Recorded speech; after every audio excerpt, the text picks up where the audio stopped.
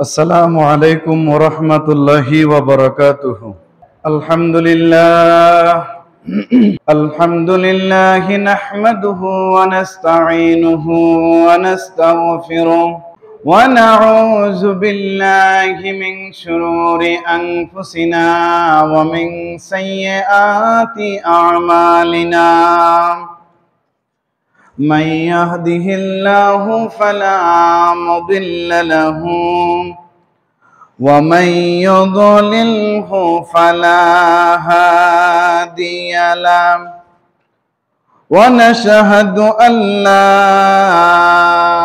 إله إلا الله وحده لا شريك له ونشهد أن سيدنا وسندنا وحبيبنا وشفيعنا ومولانا محمدا عبده ورسوله صلى الله عليه وعلى آله وأصحابه وبارك وسلم. أما بعد فأعوذ بالله من الشيطان الرجيم. بسم الله الرحمن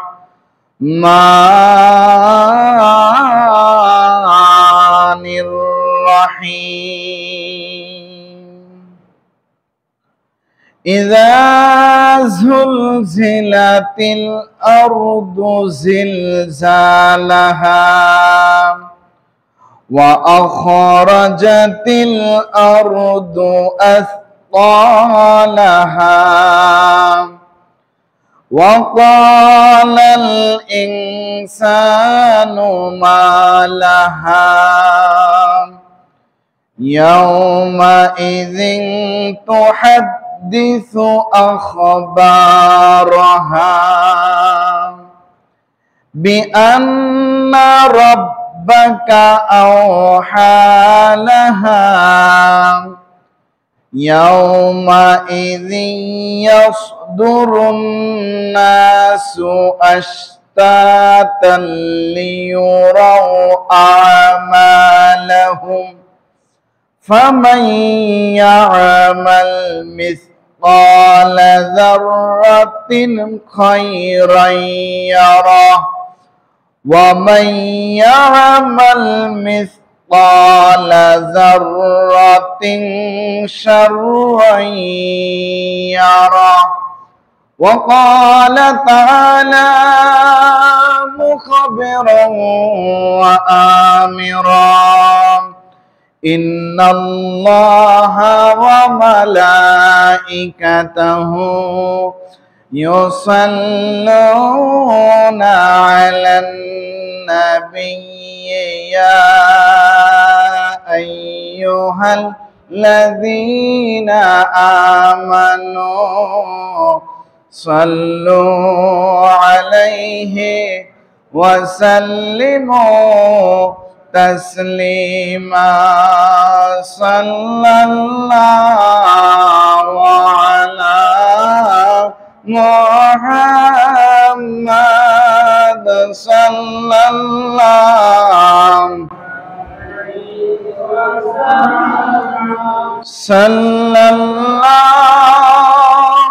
على محمد صلى الله. الصبح بدا من طلعته والليل دجى من وفرته صلى الله وعلى محمد صلى الله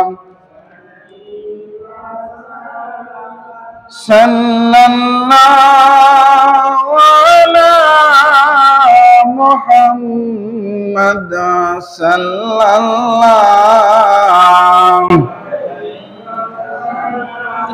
সবাই বলেন আলহামদুলিল্লাহ।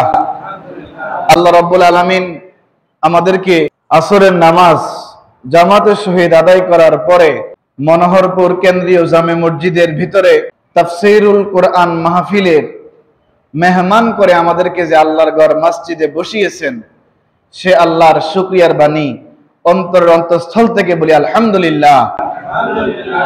আরো শুকরিয়া আদায় করি সাইয়্যিদুল মুরসালিন রাহমাতুল লিল আলামিন মুহাম্মদুর রাসূলুল্লাহ সাল্লাল্লাহু আলাইহি ওয়াসাল্লামের উম্মত করে যে আল্লাহ আমাদেরকে দুনিয়াতে পাঠিয়েছেন, সে আল্লাহর শুকরিয়া বাণী উচ্চারণ করে আবারও বলি আলহামদুলিল্লাহ। ইনশাআল্লাহ আমি আপনাদের সামনে কোরআনুল কারীমের ৯৯ নম্বর সূরা, যেটাকে বলা হয় সূরাতুজ জিলজাল, অর্থাৎ সূরাতুজ জিলজালের নামকরণের কারণ। সূরাতুজ জিলজালের নামকরণের কারণ, এটা সাংঘাতিক সূরা। নামটা তো কেমন, জিলজাল প্রকম্পিত, জিলজাল প্রকম্পিত, নাড়াচাড়া। কথা কি বুঝতে পেরেছেন? ও আল্লাহর বান্দারা, এই সূরার প্রথম আয়াত থেকে এর নামকরণ করা হয়েছে সূরাতুজ জিলজাল। এই সূরার ইযা জুলজিলাতিল আরদু জিলজালাহা, এই যে প্রথম আয়াত, এটা এখন এই সূরার প্রথম আয়াতের মধ্যে জুলজিলাত শব্দ আছে, আছে না? ইযা জুলজিলাতিল আরদু জিলজালাহা, এই সূরার প্রথম আয়াতের মধ্যে জুলজিলাত শব্দ আছে। এই শব্দ থেকেই এই সূরার নামকরণ করা হয়েছে। এবং এই সূরার শাব্দিক অর্থ হলো প্রকম্পিত, কম্পন। কম্পন বুঝেননি? কাঁপাকাঁপি, ভূমিকম্প বুঝেন না? মাটি কেঁপে ওঠা। এই সূরাতে কিয়ামত হওয়ার সময় সমস্ত আলম প্রকম্পিত হবে। কিয়ামত যখন কায়েম হয়ে যাবে, আমি সূরাতুর রহমানের তাফসীর করতে গিয়ে বলছি কুল্লু মান আলাইহা ফানিউ ওয়া ইয়াবকা ওয়াজহু রাব্বিকা যুল জালালি ওয়াল ইকরাম। সব লয় লয় হয়ে যাবে, সব ধূলিসাৎ হয়ে যাবে, তুলা ধুনা হয়ে যাবে, শুধু একমাত্র আমার আপনার গৌরবান্বিত প্রতাপ মহান আল্লাহ রাব্বুল আলামিন অবশিষ্ট থাকবেন, আর কিছুই থাকবে না। আল্লাহ অবশিষ্ট থাকবেন, আর কিছু থাকবে না। আল্লাহ ছিলেন, আছেন, থাকবেন। ছিলাম না, এখন আছি, আগামীতে থাকবো না। আমার দাদার বাবা, ওনাদের অস্তিত্ব পাওয়া যাবে? ওনাদের কথা কেউ মনে করে? দাদার বাবার বাবার কথা কেউ মনে করে? আমি করি, আপনারা করেন? আশ্চর্য বাবা, ৪-৫ পুরুষ চলে গেলে ভুলে যায়, অস্তিত্ব বিলীন হয়ে যায়, নামটা পর্যন্ত মানুষ জানে না।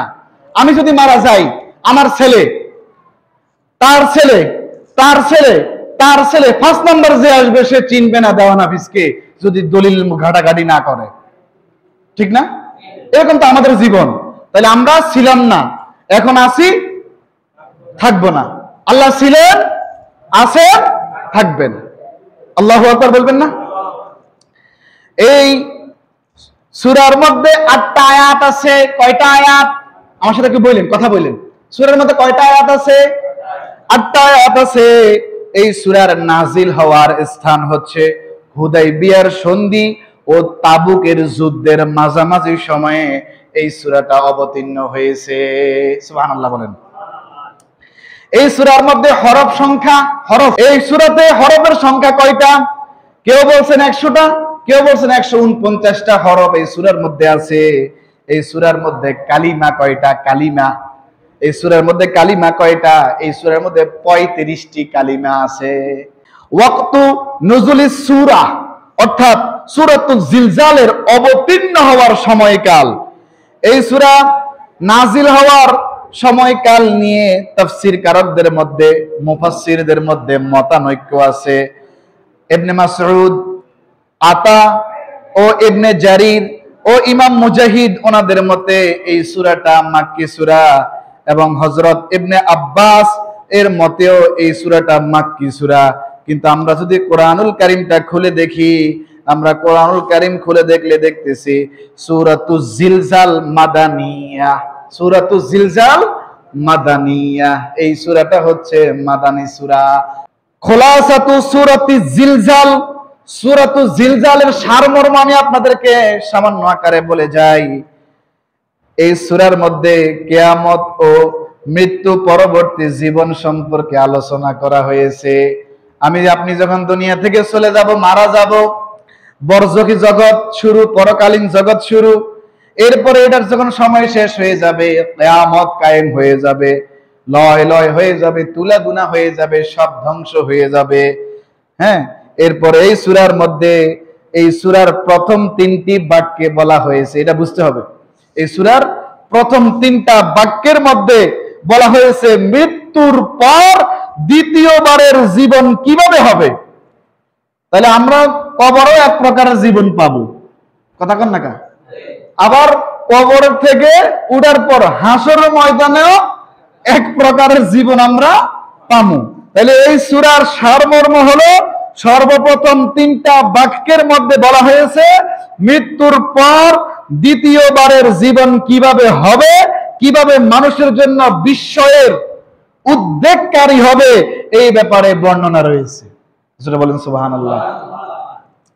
পরের 2টা বাক্যে সূরাতুল জিলজালের পরের 2টা বাক্যে বলা আছে জমিনের উপর থেকে নিশ্চিন্তভাবে সকল প্রকার কাজ করেছে। এই জায়গাটা তাফসীর পড়তে গিয়া আমি নিজে ভয় পেয়ে গেছি। আপনারা খেয়াল করেন, জমিনের উপরে, জমিনের উপরে, জমিনের উপরে, আমরা এই যে এখন যে জায়গাতে আসি বা যাই, পুরোটাই জমিন, পুরোটাই কি জমিনের উপর। আমরা যাহা করি চিন্তা ছাড়া করি, ভালো করলে করলাম, খারাপ করলেও করলাম, কিন্তু পরবর্তীতে কি হবে ওইটা আমরা ভাবি না। এখানে বলতেছেন নিশ্চিন্তভাবে সকল কাজ করেছে জমিনের উপর। এই নিষ্প্রাণ, এই নির্জীব জিনিস কোন এক সময় কাজ কর্ম সম্পর্কে আমাদের বিরুদ্ধে সাক্ষী দিবে। এই মাটি, যে গাছ, এই ঘাস, এই তরুলতা, জঙ্গল, যেই জায়গায় যেই ভালো হোক আর খারাপ হোক, যেই কাজ করছি, আপনারা করেছেন, আমরা যে সমস্ত ভালো খারাপ কাজগুলো করেছি জমিনের উপরে, আল্লাহ যখন হাসরের মাঠে জিজ্ঞেস করবেন, আমার জবানটা বন্ধ হয়ে যাবে। আর ওরা সবাই যেই জমিনে দাঁড়ায়া গুনাহ করছি, যেই জমিনে দাঁড়ায়া ইবাদত করছি, যেই জমিনে বৈশা গুনাহ করছি, যেই জমিনে শুইয়া গুনাহ করছি কিংবা ইবাদত করছি, এবং যেই গাছের নিচে, যেই বাড়িতে, যেই তরুলতায়, যেই পুকুরে, যেই মাঠে, যেই ঘাটে গুনাহ করা হয়েছে বা ভালো করা হয়েছে, ওই সময় আল্লাহ রাব্বুল আলামিন ওই জায়গা থেকে আমার আপনার বিরুদ্ধে সাক্ষী নেবেন।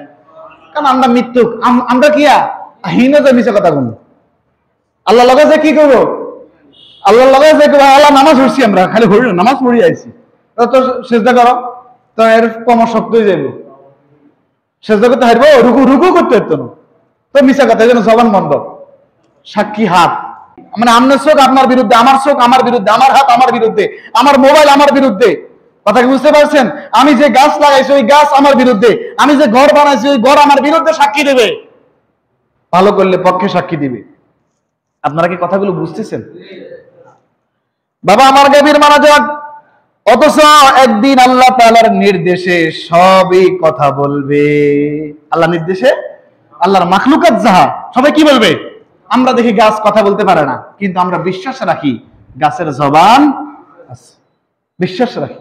কোরআনে আছে, বর্ণনা আছে, জীব জন্তুর ব্যাপারে আল্লাহ রাব্বুল আলামিন এদের জবান দিয়ে দিয়েছেন, এরা আল্লাহর জিকির করে। আল্লাহু আকবার বলেন। কিয়ামতের কঠিন মুসিবতে সেদিন মানুষ উঠবে এবং মানুষের চুল ছেঁড়া হিসাব বাদ দেয়া হবে না, সকল হিসাবটা আল্লাহ ধরবে। ফাদিলাতুস সূরা, এই সূরাতুল জিলজাল তেলাওয়াত করার ফজিলত, সূরাতুল জিলজাল তেলাওয়াত করার ফজিলত। আমরা তো তাফসীর করতাম যাই যেই মতের দলের হেদিকে কথা কই। এই যে আজকে যে সূরাতুল জিলজাল নিয়ে এতক্ষণ পর্যন্ত 34 বাজে কিছু কথা বলতেছে, এখন সূরাটা শুরু করছেন, এগুলি হচ্ছে অরিজিনাল তাফসীর, কোরআনের তাফসীর। আল্লাহু আকবার বলবেন না? এই সূরাতুল জিলজাল পাঠ করলে কি সওয়াব?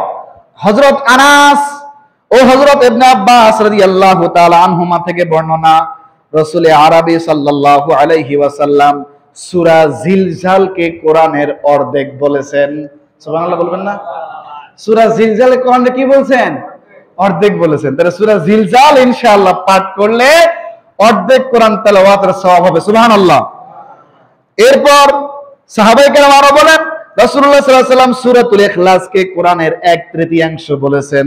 সূরাতুল ইখলাস কুল হুয়াল্লাহু আহাদ, এই সূরাটা একবার পাঠ করলে 10 পারা কোরআন তেলাওয়াত করলে যে সওয়াব, ওই পরিমাণ সওয়াব আল্লাহ আমলনামায় দিয়ে দিবেন। 3 বার পড়লে 1 খতম কোরআনের সওয়াব সূরাতুল ইখলাস। আর সূরাতুল জিলজাল কয়বার পড়তে হবে? 2 বার পড়তে হবে, 1 খতম কোরআনের সওয়াব। এরপর রাসূল আরবি সাল্লাল্লাহু আলাইহি ওয়াসাল্লাম সূরা কাফিরুনকে কোরআনের 1/4 বলেছেন, 4 ভাগের 1 ভাগ। সূরা কাফিরুন কুল ইয়া আইয়ুহাল কাফিরুন, এটা কোরআনের 4 ভাগের 1 ভাগ। বাবা আমার গভীর মনোযোগ, এই সূরাতুল জিলজালের শানে নজুল, এই সূরাতুল জিলজালের শানে নজুল সম্পর্কে হযরত সাঈদ ইবনে জুবাইর রাদিয়াল্লাহু তাআলা আনহু থেকে বর্ণিত। তিনি বলেন, অত্র দুইটা আয়াত অবতীর্ণ হয়েছে। 2টা আয়াত অবতীর্ণ হওয়ার পর মুসলমানরা 2 রকম চিন্তা করছে। কয় রকম? আয়াত হইল ফামান ইয়ামাল মিসকালা যাররাতিন খায়রান ইয়ারাহ ওয়া মান ইয়ামাল মিসকালা যাররাতিন শাররান ইয়ারাহ। এই আয়াত 2টা অবতীর্ণ হওয়ার পর মুসলমান কয়টা চিন্তা করছে? তাইলে মুসলমান কয় ভাগ হইল? 2 ভাগ হলো। ইউতঈমুনা আত-তাআমা আলা হুব্বিহি, এই আয়াত নাযিল হওয়ার পর একদল মুসলমান মনে মনে ধারণা করছে অল্প অল্প দান, এটা মনে হয় আল্লাহ পুরস্কার দিবে না। কি গো, আমরা সপ্তাহে জুমার দিন 10 টাকা, 5 টাকা, 10 টাকা, 20 টাকা, 50 টাকা দান করি। আচ্ছা, এটা 50,000 টাকার তুলনায় 50 টাকা কম না? এখন চিন্তা হইল 50 টাকা যে দেই, পুরস্কার কি আল্লাহ দিবনি?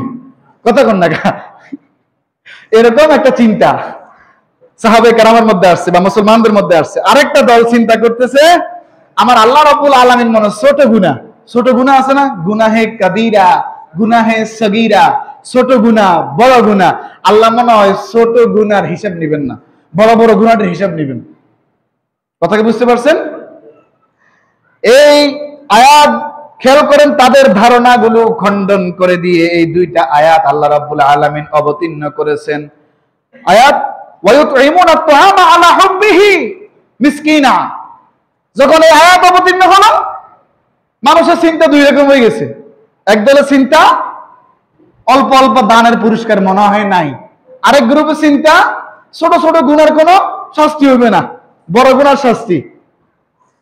আমার আল্লাহ রাব্বুল আলামিন এদের কথা খণ্ডন করে বলেন, ফামান ইয়ামাল মিসকালা যাররাতিন খায়রান ইয়ারা ওয়া মান ইয়ামাল মিসকালা যাররাতিন শাররান ইয়ারা।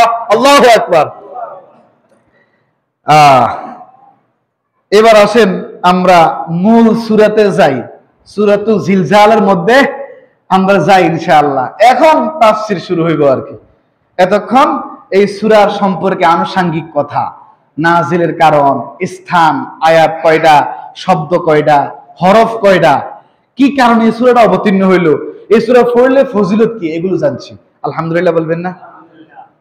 বায়ানু আহলিল কিয়ামাতি ওয়া আহওয়ালিহা, এই সূরাতুল জিলজালের মধ্যে কি আছে, আমি কি শিখতে পারবো? কিয়ামতের দিনের ভয়াবহতা, তার বিভিন্ন অবস্থার বর্ণনা সূরাতুল জিলজালের মধ্যে আছে, এই সম্পর্কে আমরা জানতে পারবো। সূরাতুল জিলজালি বিসমিল্লাহির রহমানির রহিম। আমার সাথে পড়েন, কোরআন শুনলেও সওয়াব আছে, সেম সওয়াব। আমি গুনাহগার মানুষ, আস্তাগফিরুল্লাহ, আমি পড়লে যে সওয়াব, আপনারা শুনলেও সেই সওয়াব। তারপরে যদি একটু ঠোঁট লাড়েন, নাড়াচাড়া করেন, মোটামুটি আমি যদি একটু ধীরে ধীরে পড়ি, আপনি যদি মিলাইয়া পড়ার চেষ্টা করেন, ইনশাআল্লাহ ডাবল সওয়াব পাইবেন। আমি যদি সিঙ্গেল পাই, আপনারা ভাবেন কি ডাবল। কোরআন যে মুখস্থ এবং থ্রুলে সুন্দর করে লেহান ধরে কোরআন পড়তে পারে তার সওয়াব 1 গুণ। আর যে কোরআনরে কষ্ট করে ধাক্কায় ধাক্কায় অর্থাৎ কোরআনরে কষ্ট করেই পড়ে, আমাদের মতো কোরআনটাকে পড়তে পারে না, কষ্ট করে যে কোরআন পড়ে তার জন্য 2 গুণ সওয়াব। তো এই জন্য আমি যে বললাম সিঙ্গেল আর ডাবল, হ্যাঁ আমার সাথে পড়েন, বিসমিল্লাহির রহমানির রহিম, ইযা যুলজিলাতিল আরদু জিলজালাহা।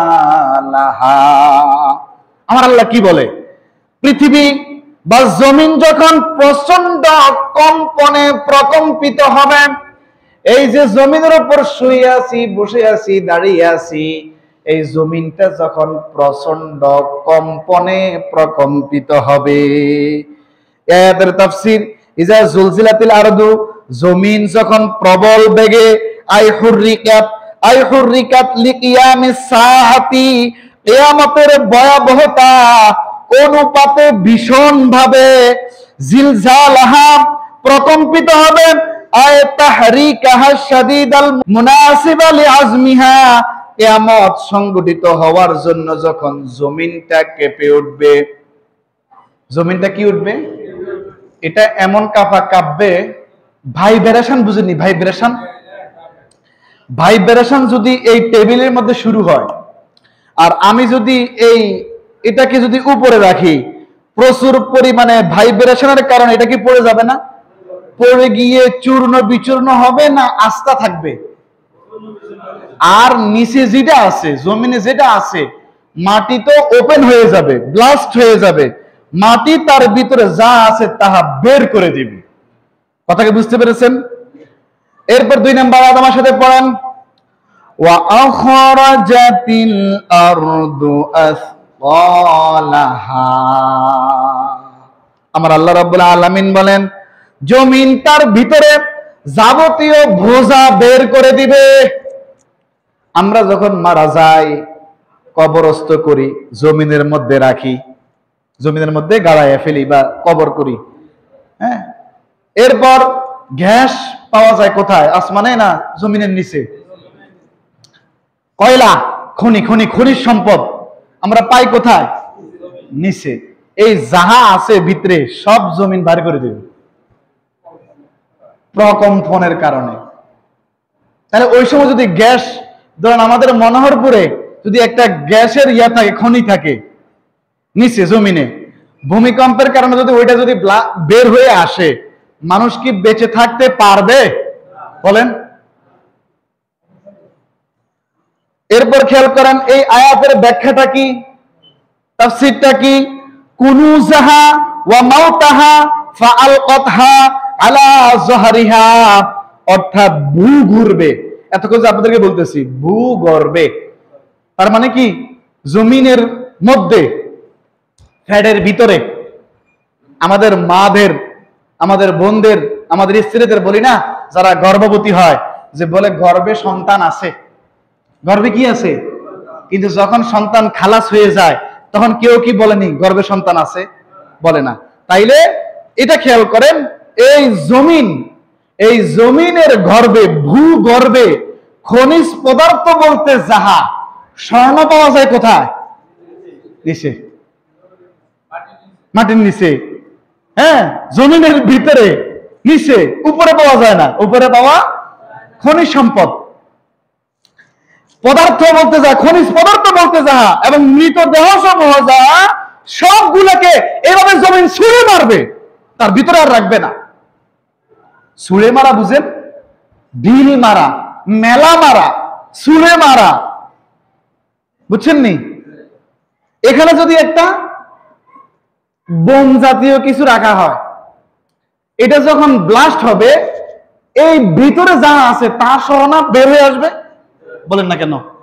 বোম যখন মারে আগে তো ফুটে না, ফোড়ার পর এটা একবারে মাটি মুটি নিয়ে উপরে উঠে। বোমা মারে নাই যে ইসরায়েলে, যে আমাদের ফিলিস্তিনি মুসলমানদের উপর, নিরীহ মুসলমানদের উপর সাহারির সময় ওই জালেমগুলো আক্রমণ করলো না? খেয়াল করতেছেন? আল্লাহর গজব পড়ুক ওই ইসরায়েলের উপর, আর আমাদের ফিলিস্তিনের উপর আল্লাহর খাস রহমত নাজিল করুক, ফিলিস্তিনের ভূখণ্ড আল্লাহ ফিরিয়ে দিক। সবাই বলেন আমিন। এবং যারা মারা গেছে প্রত্যেককে আল্লাহ শহীদের মর্যাদা দান করে। সবাই বলেন আমিন। কথা বলতে কষ্ট হয়, তারপরও কোরআনের মহব্বতে আপনাদের মহব্বতে কথাগুলো বলতেছি, একটু সাড়া দিয়েন। তাইলে এই জমিনটা তার গর্ভে যা আছে খনিজ সম্পদ বা খনিজ পদার্থ এবং লাশ সব বের করে দিবে জমিন, কিছু রাখবে না।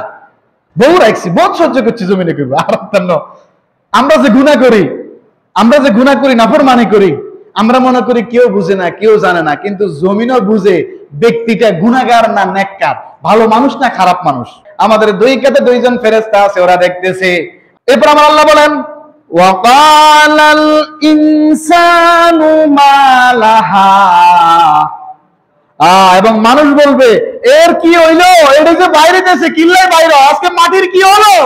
এই সূরা সম্পর্কে বলে মাটির হলো কি, আজকে মাটি এভাবে সব বের করে দিচ্ছে কেন। এই আয়াতের তাফসীর ওয়াকালাল ইনসানু, আর ওই অবস্থায় মানুষ বলবে, মানুষগুলো কারা আমাদের জানার দরকার আছে নি। আমরা যদি দেখি, হায়াত পাই, যদি দেখি এভাবে জমিন থেকে সব ফাড়ি ফাড়ি উপরে উঠতেছে, লাশ উড়ি যাইতেছে, খনিজ সম্পদ যা সব উঠতেছে, আমরা বুঝে নিব কোরআনের মধ্যে আছে এটাই কিয়ামত শুরু হয়ে গেছে। কিন্তু যারা আল কাফিরু বিল বাসি ওয়াকাল আল ইনসান, মানুষ বলবে, ঠিক না? যে মানুষগুলো কারা? আল কাফিরু বিল বাসি মা লাহা আই ইনকারান লিতিলকাল হালাতে, অর্থাৎ আর ওই অবস্থায় অস্বীকারী মানে কাফের। অস্বীকার মানে কি? কাফের। অস্বীকারী অর্থাৎ তারা অস্বীকার করার উদ্দেশ্যে মানুষকে যে আল্লাহ পুনরায় উঠাবেন, অর্থাৎ পুনরুত্থানের প্রতি ওদের তো বিশ্বাস নাই। কাফেরদের বিশ্বাস আছে পুনরুত্থানের উপর, মৃত্যুর পর আবার জীবিত করা হবে। এটা হিন্দুরা মানে, খ্রিস্টানরা মানে, বৌদ্ধরা মানে, কাফেররা না, কাফের বেঈমানরা কেউ মানে না, আমরা বিশ্বাস করি, আমরা মানি পুনরুত্থান। ওরা মনে করে একবারে শেষ, চিরস্থায়ী খালাস। কিন্তু আমরা জানি আমাদের এই জীবনের পরে বরজখী জীবন, এই জীবনের পরে বরজখী জীবনের পরে এরপর আল্লাহ আমাদের হাসরের মাঠে বিচার করি, জান্নাতি হলে জান্নাতি, জাহান্নামী হলে জাহান্নামী। ওইটা আরেকটা জীবন। আল্লাহু আকবার বলেন। এটা আমি ব্যাখ্যামূলক কথা বললাম আর কি, জীবনটি ভাগ করলাম। তাহলে খেয়াল করেন, অবিশ্বাসী মানুষগুলো অস্বীকার করার উদ্দেশ্যে মানুষ, ওরা বলবে ওইলো কি মাটি বের করে দিচ্ছে কেন, এরকম ব্যাটকে ব্যাটকে বলবে মাটির কি হলো, এরকম বলে কি মাটি বের করে দেয় কেন, এটা তো অস্বীকারী। এরপর আমার আল্লাহ বলেন ইয়াউমা ইযিন তুহাদ্দিসু আখবারাহা, সেদিন জমিন তার নিজের উপর সংগঠিত বৃত্তান্ত বর্ণনা করবে। ওই যে আমি প্রথমে বলে ফেলছি সারমর্মর মধ্যে, সময় খুব অল্প, খেয়াল করেন আমার দিকে। যেদিন জমিন তার নিজের উপর সংগঠিত, জমিনের উপর আমরা নেক করলে নেক, ভালো করলে ভালো, খারাপ করলে খারাপ, এই যা করছি এই সব বৃত্তান্ত বর্ণনা করবে ওই দিন জমিন। তো ওই দিন কোন দিন? কিয়ামতের দিন। ওই দিন কোন দিন? হাসরের দিন, বিচারের দিন। কোন দিন?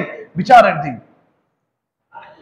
ইয়াউমা ইযিন আই মিন ইজা ওয়াজাবুহা, সেদিন অর্থাৎ ইজা থেকে বদল, আর তার জবাব হলো তুহাদ্দিসু আখবারহা আই তুখবিরু বিমা উমিলা আলাইহা মিন খাইরিন ওয়া শাররিন, অর্থাৎ জমিন তার বৃত্তান্ত বর্ণনা করবে। জমিন কেমন ভাবে তার বৃত্তান্ত বর্ণনা করবে খেয়াল আছে না আপনাদের?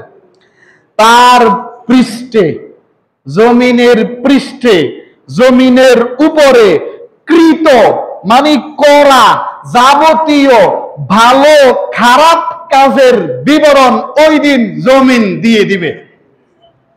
নাউজুবিল্লাহ। এরপর আমার আল্লাহ বলেন বিআন্না রাব্বাকা আওহা লাহা, কারণ তোমার প্রতিপালক তাকে আদেশ করবেন। জমিনকে এমনি এমনি বলে দিব আমি মুফতি দেওয়ান হাফিজ নিজের মন মতো, আল্লাহ মাফ করুক, বালা করলে করলাম, গুনাহ করলে করলাম, আস্তাগফিরুল্লাহ, কিন্তু জমিন আমার মতো নাফরমান না। জমিন আমার মতো নাফরমান না। জমিনকে আল্লাহ বলছে জমিন চুপ থাকা, এখন বলিও না, বলার সময় আছে। মানে এই আয়াত থেকে আমরা বুঝলাম জমিন চুপ হয়ে আছে। যখন আল্লাহ আদেশ দিবে, কখন বিআন্না রাব্বাকা আওহা লাহা, কারণ তোমার প্রতিপালক তাকে আদেশ করবেন। কাকে আদেশ করবেন? জমিনকে। কথা বলো, বলো তোমার মধ্যে আমার বান্দা বান্দিরা কি করেছে, ভালো করেছে না খারাপ করেছে, নাকি ফজর নামাজ না পড়ে ফুটবল খেলা দেখেছে, বলো। কথা বলেন না কেন? আজকে যে পরিমাণ যুবক সকালবেলা উঠছে, হ্যাঁ, এই পরিমাণ যুবক কি ওই ওই রমজানের বিগত 24 দিন ফজর নামাজে পাওয়া গেছে? আজকে খেলা ছিল তো, তারাবির সময় আরেকটা ফুটবল খেলা হয়েছে, তাহলে ওই যুবকগুলো কি তারাবি উঠছে? খেলা দেখতে গেলে রান দেওয়া যায় না? রান দেওয়া যায়নি। পুরুষের জন্য এটা দেখা হারাম, পুরুষের বাইর করে হাঁটা হারাম এবং দেখাও হারাম। আমরা হারামের মধ্যে আরাম খুঁজি। হারামের মধ্যে কি খুঁজি? আরাম খুঁজি। যেমন বি আন্না, কারণ বি সাবাবে আন্না, এই জন্য যে রাব্বাকা আওহালাহা আয় আমারহা বিযালিকা ওয়া ফিল হাদিসি তাশহাদু আলা কুল্লি আবদিন আও আমাতিন বিকুল্লি মা আমিলা আলা যুহরিহা। অর্থাৎ খেয়াল করেন, গভীর মনোযোগ, আপনার প্রতিপালক তাকে আদেশ করবেন। আল্লাহ রাসূলকে আল্লাহ বলতেছেন, হাবিব আপনার প্রতিপালক জমিনকে আদেশ করবেন। এই কথার ব্যাখ্যা, তাকে এই ব্যাপারে আল্লাহ আদেশ করবেন। হাদিস শরীফ এভাবে আছে, সেদিন পৃথিবী বা জমিনে প্রত্যেক নারী পুরুষ তার পৃষ্ঠে যাহা কিছু করেছে, বুঝা যায়নি? সেদিন নারী পুরুষ এই জমিনের পৃষ্ঠে, এই ভূপৃষ্ঠে যাহা কিছু করেছে সব কিছুর সাক্ষ্য জমিন দিয়া দিবে। হয় আমার বিরুদ্ধে যাবে, না হয় আমার পক্ষে যাবে। ইয়াউমাইযি ইয়াসদুরুন নাসু আশতাতান লিয়ুরাউ আমালাহুম, সেদিন মানুষ বের হবে ভিন্ন ভিন্ন দলে, যাতে তাদেরকে তাদের কৃতকর্ম দেখানো হয়। ওই দিন মানুষকে একসাথে বের করানো হবে না, ভিন্ন ভিন্ন দলে। একদল আছেন নেককার। আমরা, আপনাদের খেয়াল আসেনি, সূরাতুল ওয়াকিয়া তাফসীর করছিলাম, দেখছেন নি? এই যে সামনের দল, হ্যাঁ 3 দল, সামনের দল, ডান দিকের দল, বাম দিকের দল আছে না? তাহলে সবাইকে একসাথে যাব না, তারা ভিন্ন ভিন্ন। এই যে এখানে বলা হইতেছে সেদিন মানুষ ভিন্ন ভিন্ন দলে বের হবে। কেন? তাদের কৃতকর্ম দেখতে আল্লাহ দেখাবে এদেরকে। নাউজুবিল্লাহ, আস্তাগফিরুল্লাহ, আস্তাগফিরুল্লাহ, আস্তাগফিরুল্লাহ। ইয়াউমাইযিন ইয়াসতুরুন নাসু, সেদিন ইয়াউমাইযিন ইয়াসতুরুন নাসু আইয়ান শরীফুনা মিন মাওকাফিল হিসাবি আশতাতা আই মুতাফাররিকিনা ফাআখাযা যাতুল ইয়ামিনি ইলাল জান্নাতি ওয়া আখাযা যাতুশ শিমালি ইলান নার। সেদিন মানুষ অর্থাৎ হিসাবের স্থান থেকে বের হবে, হিসাবের স্থান থেকে মানুষ বের হবে বিভিন্ন দলে দলে বিভক্ত হয়ে। সুতরাং ডানপন্থীগণ জান্নাতে প্রবেশ করবে, বামপন্থীগণ জাহান্নামের পথ ধরবে।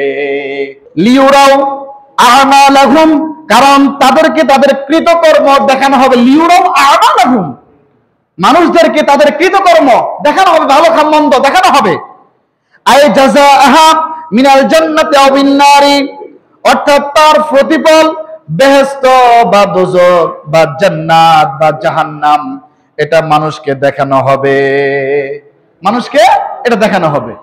এরপর আমার আল্লাহ বলেন, ফামাইয়ামাল মিসকালা যাররাতিন খায়রান ইয়ারা, অতএব কেউ অনুপরিমাণও যদি ভালো কাজ করে সে সেটা দেখবে। কেউ যদি অনুপরিমাণ ভালো কাজ করে সেটা সে দেখবে। আচ্ছা, আরো সহজে বুঝাই, বালু অথবা সরিষার দানা পরিমাণ কেউ যদি ভালো কাজ করে সেটা আল্লাহকে দেখাবে। আর জমিন এটাকে কি, জমিন তার পক্ষে সাক্ষী দিয়ে দিবে, হ্যাঁ ভালো কাজ করছে। সরিষার দানা পরিমাণ হয়, অথবা বালু করা পরিমাণ হয়, অথবা ছোট্ট গুড়ি পিঁপড়া আছে না, গুড়ি পিঁপড়া, এই গুড়ি পিঁপড়ার মতো যদি হয়, ওটা ভালো কাজটাকে দেখানো হবে। ফামাইয়া আমাল মিসকালা যাররাতিন আই জিনাতান নামলাতিন সগীরাতিন খায়রান ইয়ারা সাওয়াবাহু, কেউ অনুপরিমাণ অর্থাৎ ক্ষুদ্র পিঁপড়ার সমান ভালো কাজ করলে সে তা দেখবে এবং সে ভালো কাজটার অধিকারী হবে। ওয়া মাইয়া আমাল মিসকালা যাররাতিন শাররান ইয়ারা। আর কেউ অনুপরিমাণ খারাপ কাজ করলেও সেটাও সে দেখবে। ইয়ারা জাযাআহু, তার প্রতিফল সে ভোগ করবে। যদি সেটা সরিষার দানা পরিমাণও খারাপ কাজ হয়, যদি সেটা বালু কণার পরিমাণও খারাপ কাজ হয়, যদি সেটা আপনার আমাদের চোখে আসে না, মাইক্রোস্কোপ যন্ত্র দিয়েও দেখা লাগে, ওই পরিমাণ খারাপও যদি থাকে, তাহলে ওই খারাপটাও সে দেখতে পাবে। আলহামদুলিল্লাহ।